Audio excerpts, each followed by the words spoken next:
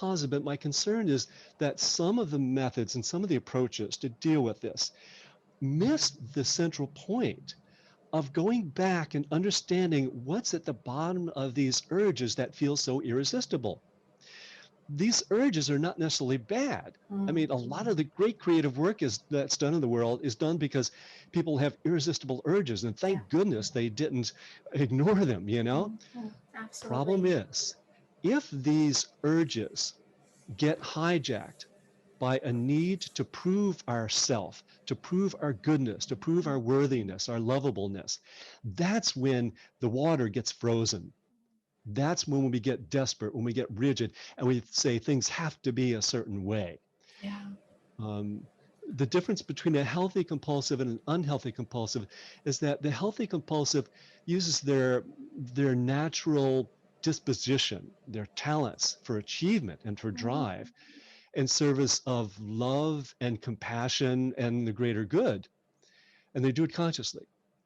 The unhealthy compulsive has that energy and those inclinations, those are hijacked to prove to themselves and to the world that they're okay. Mm, mm. Uh, so the healthy compulsive is motivated by love, but it's that shift from outer work to inner work that we're trying to achieve through Jungian analysis, which I think is different. It's less about, oh, I'd say compliance, but it's more about uh, being able to connect with that source of direction inside.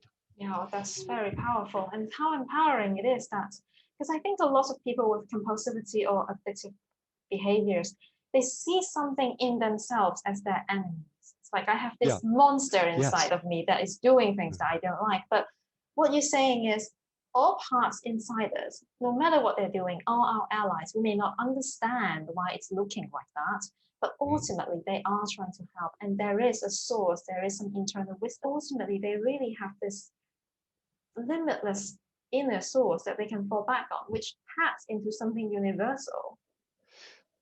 Yeah, archetypes. Yes. So some of these inner parts of us are uh, are individual versions of something that's much more universal. It could be the judge, or it could be the hero, which you might want Yeah. to talk about in a minute. Yes, please.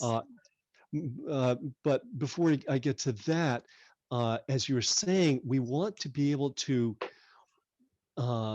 relate to these inner parts in a healthier Mm, way. mm, Jung developed a method called active imagination, in which we actually have a dialogue with these inner characters. Might be a character we meet in a dream, a mm, character that just comes into our mind through fantasy. We can even dialogue with a mood, but the idea is to develop that relationship. And in the process, that character will probably transform and become more adaptive and helpful. mm. I mean, think of a dream where you're being chased by a monster. You turn around and face it, it's a good chance that monster is going to become much more of a